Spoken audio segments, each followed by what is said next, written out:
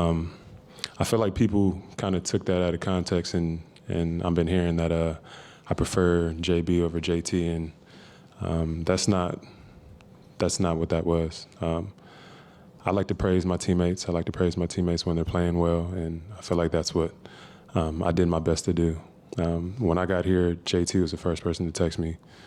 I already know that, and both of them know how I feel about them and how I feel about them as players. But to compare them is something that I would never do because they're two completely different players, as well as being on the same team and the things that they've done in this organization and the things that they've done against me as an opponent. I feel like how they play together and how they work together is something that is sacred and something that can't be broken. So just to address the comment yesterday, I do not prefer one or the other. I prefer both. Both of them are superstars, and it's being shown out here on the biggest stage in the world. Questions, please. First question in the back right. Champ De Lunas, ABS-CBN News. Jrue, how were you able to shred Dallas's defense, effectively cutting to the basket majority of the game? And how do you feel when Kyrie gives up the ball when you guard him?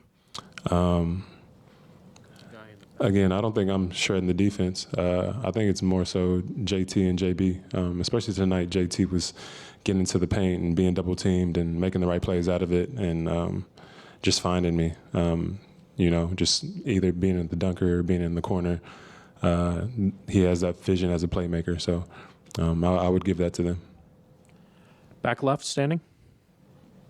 Jrue, Kari Thompson, Boston Globe.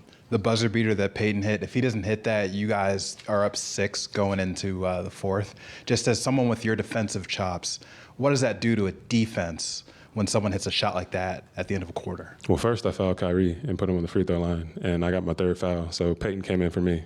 So that's no, I didn't want to foul him, but I'm kind of glad that I did. And the energy that Peyton brings, him just having the balls to take that shot, and he's done it so many times this year where he's had the courage to take it and he's knocked it in has been huge for us. So it was definitely a confidence boost and really just boosted us for the rest of that game.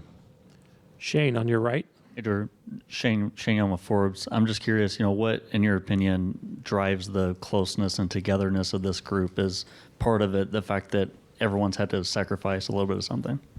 I think when you sacrifice together and you do something together, it brings you closer. I think being able to go through wins and losses and to build something, it means a lot. So when you go through things like that, I think it makes you closer, and I think that's what this team has done. From 1 to 15, somebody sacrificed something. So it's been great, and the journey's been awesome. But at the end of the day, the job's not done. Jake, over here on the left. Jrue, you were praising JT's ability to draw to and make the right read. When you're in the dunker going on the baseline, for him specifically compared to other ball handlers on your team, what are you reading about his handle and what he's doing to try to put yourself in the right position? I think just trying to get into space and trying to be in his vision. I know that sometimes when I drive and I might get stuck, I need somebody to drift with me or to kind of be in space and be in my vision. So I think for the most part, I just try to stay in front of him, give him a good outlet, and he's been making great reads. On your right, 5th row in the aisle. Jeff Zilgate, USA Today. Jrue, I know lots of things probably factor into why a player is comfortable with a certain team, but I wanted to know maybe what influence Brad Stevens has had on you and with you and how you feel about playing in Boston and for the Celtics.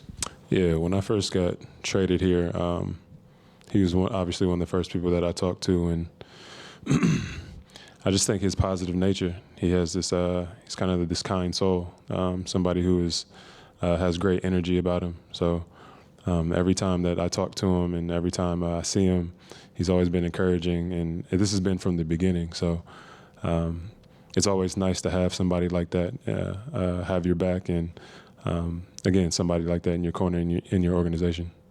Dave on the left on 3rd row. Jrue, if Jalen and Jason are the superstars on this team, what's your role? And if you're going to be the team's leading scorer, leading rebounder, and shoot the highest percentage in Game 2 of the Finals, why aren't you a superstar as well? I'm a utility guy.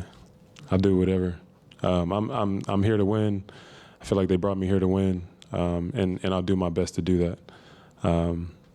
But at the end of the day, this is their team, and I know it's probably just as much as my team as theirs. But again, I feel like I've talked about this before. The pressure that they have on themselves to execute and to be great is a little bit different than my pressure. And again, I've always been honest about that, and how they always handle themselves has been something that's been so honorable. So it's slightly different. They're superstars, and I'm here to support. Rachel? Hey, Jrue. 2 games in to another NBA Finals. You were up 2-0 in that one also, but just very different teams. So I'm curious how this Finals experience so far has been different from your first one.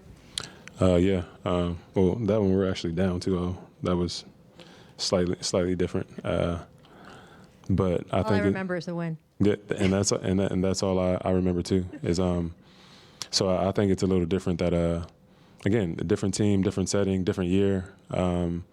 Definitely having a COVID year, it was a bit weird. But I think being on this team, the journey to this point has been great. But we still know being up 2-0 means nothing.